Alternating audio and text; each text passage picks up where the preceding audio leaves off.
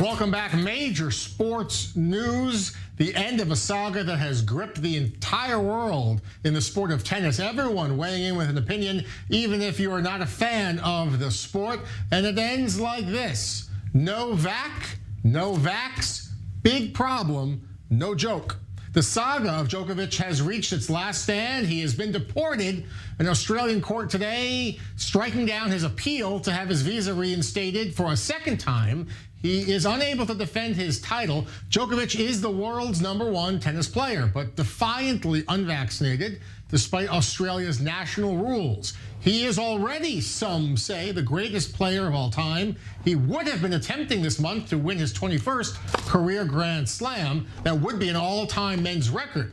The government argued that the 34-year-old unvaccinated tennis star posed a threat to public health and lied on his forms to try and get into the country in the first place. The judges agreed unanimously that the immigration minister had the right to cancel the visa. The orders of the court are: 1, the amended application be dismissed with costs, such costs to be agreed or failing agreement assessed. 2, reasons to be published at a later date. Those are the orders of the court. And with us now in studio is I-24 News correspondent Alec Pollard and tennis commentator Alec. Good to see you. I want to start with the numbers. Djokovic, of course, going for a record-setting 21st Grand Slam, but this is the Australian Open where he is dominant. He won 9 times down under, including each of the last 3. Now it's unclear not only if he can't play this year, it's unclear if he'll be able to come back next year or even the year after that. This could be a major blow to his effort to get to 21, right? Right, certainly this deportation where his visa is canceled, that means he can't come back into the country for 3 years, which means he'd be missing the next editions of the Australian Open as well. And remember, he is on a pretty tight timeline as far as winning more major championships because he is 34 years old. We forget that because he's in such incredible shape and he outlasts players who are 10 years younger than him. Last year in the Grand Slam finals, he beat Daniil Medvedev, who's 10 years younger. He beat Matteo Berrettini at Wimbledon, who's also 10 years younger. And at the French Open, he beat Tsitsipas, also 10 years younger than him, in a 5-set match. So he's in incredible shape, but still 34 years old. Probably they're going to commute that sentence, most likely in the future, assuming that coronavirus wanes a little bit and they'll be willing to bring in unvaccinated players. He will be able to compete there in the future. But it's certain. But then for this year, though, forget about Australia in the future.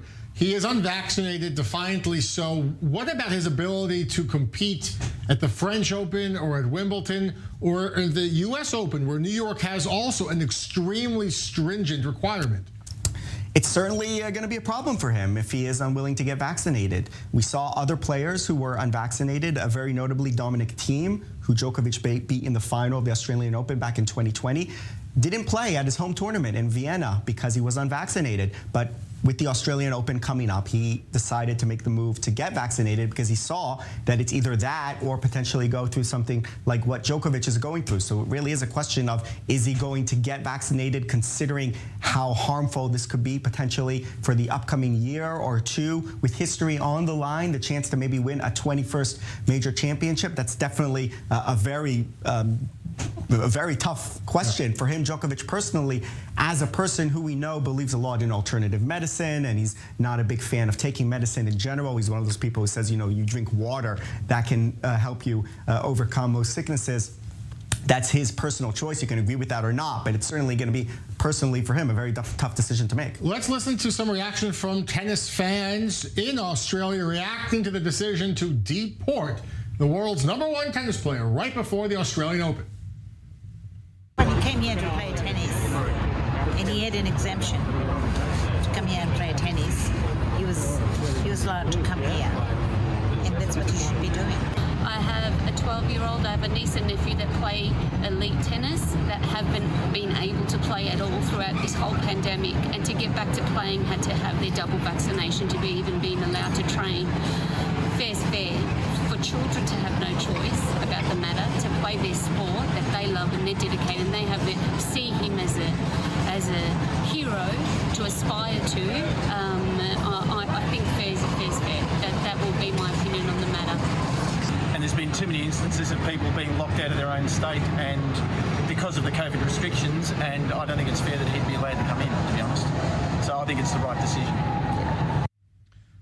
All right, Alec, everyone weighing in here. I want to ask about the impact to Djokovic's legacy, and it's no exaggeration to say that this guy in recent years has either been winning Grand Slams or in the finals, or he's been disqualified, now been deported. Right. What does this do for his legacy, whether or not he gets to 21 or beyond?